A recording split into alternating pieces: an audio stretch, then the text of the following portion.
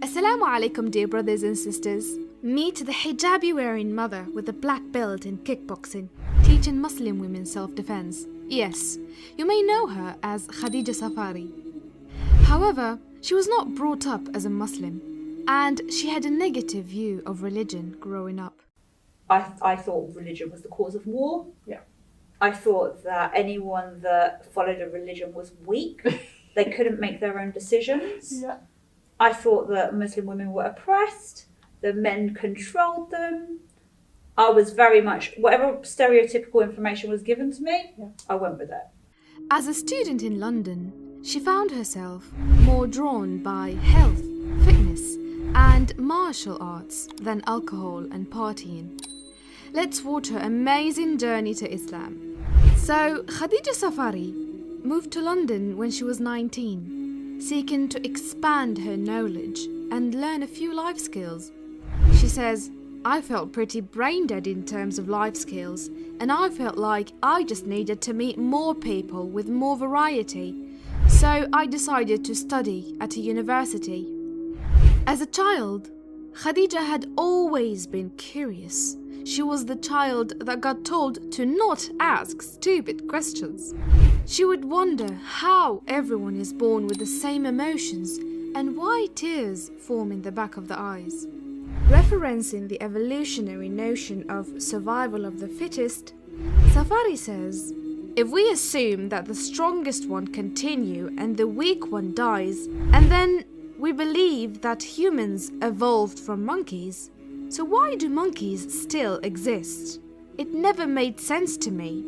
Khadija started to believe that there was a certain force that controls everything, from what is meant to be, and everything happens for a reason, to the universe being infinite, and that religion can be scientific. Being born and raised in a Christian family, she read the Bible, but the concept of God and Jesus confused her. To her, God was described as a human, and she always assumed he would be some guy in the sky, sitting in a chair with 100 angels around him. She reasons that now, if we assume it is true, logic dictates gravity will make him fall out of the sky. I literally thought Christianity was a whole load of old-fashioned stories. It also led me to believe that either you are scientific or you can be religious, but you can't be both. Khadija mentions her family believed in a lot of misconceptions regarding Islam, and she thought that Muslim women were oppressed, that men controlled them and the likes. Whatever stereotypical information was given to her, she went for it. Now, arriving at her university, she started to socialize and made 3 good friends. They would go out together, study together, and for 3 years stuck together. After graduation, Khadija called up each of her good friends to meet for coffee, when one of them said they were fasting for Ramadan, and the other declined the offer as she was in Saudi Arabia studying about the Quran. Khadija was shocked. For 3 years, she had no idea they were actually Muslim. She says, if a Muslim isn't wearing hijab, there really is no way for someone to actually know they are Muslim. Yes, if we went out for drinks, they didn't drink, but one of them did. They weren't what one would call practical Muslims. So I never really connected the dots. At this point in time, Khadija started working as a marketing manager at a chain of beauty salons, and turns out at least 80% of them were Muslim.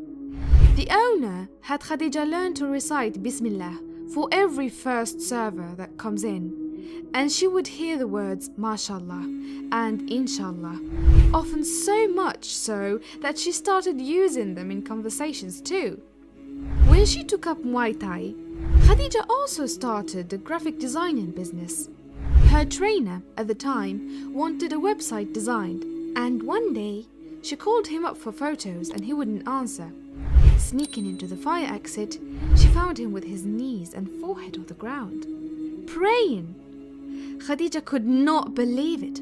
At this particular point, I decided to go on a journey to really understand this religion. I decided to go on a journey to really understand the religion. Now, at this particular point, I didn't just study Islam. I studied partly about Judaism, not too much, some about Hinduism, also about Christianity, and also about Buddhism, and at the same time Islam. Now, I touched the surface with all of them because really to study a religion properly would take you years. But I'd also had a lot of experience in life which had caused conflicts and problems in relationships for me, whether it be something to do with drugs, alcohol, gambling.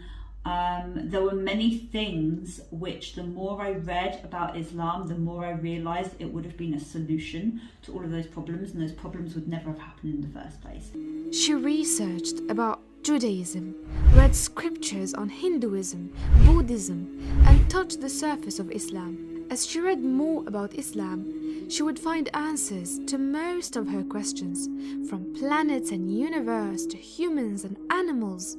In fact, she was facing a few relationship conflicts and says that if we had followed what Islam suggests, the problems wouldn't have existed in the first place. Khadija mentions, the pivotal point was reading about Allah.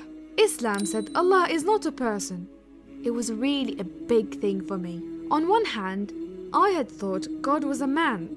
On the other, I assumed there was a force in the universe.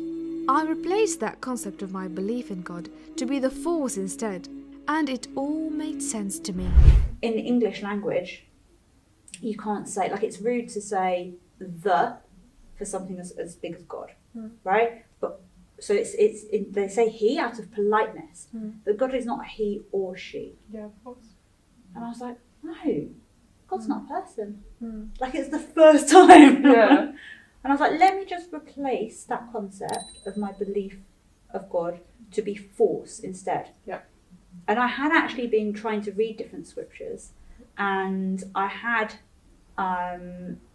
every time it said God, I was like, no, not for me. Yeah. No, not for me. Yeah. It's a he. No, not for me. Yeah. And I was like, right, I'm going to try and reread it. And every time it says God and it says he, I'm going to take that out, and in my mind, I'm going to put force. Yeah. And now it all made sense. And I was like, oh, it makes sense. It was just I completely misunderstood everything from the beginning.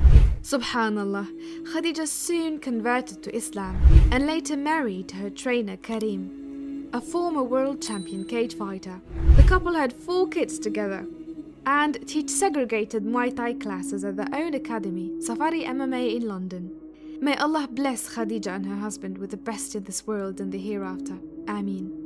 Thank you, brothers and sisters, for watching this video. Make sure to like, subscribe and support us on Patreon. The link is in the description below. Assalamu alaikum wa rahmatullahi wa barakatuh.